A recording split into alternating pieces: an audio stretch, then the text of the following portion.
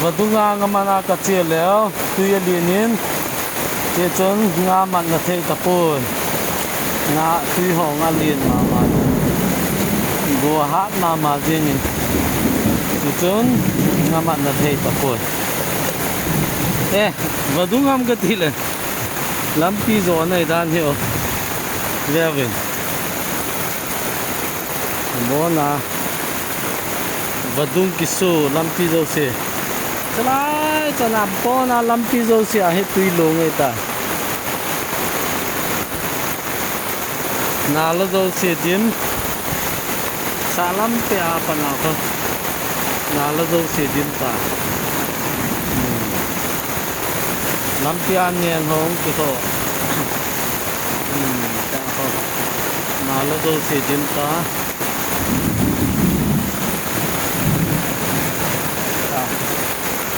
Bona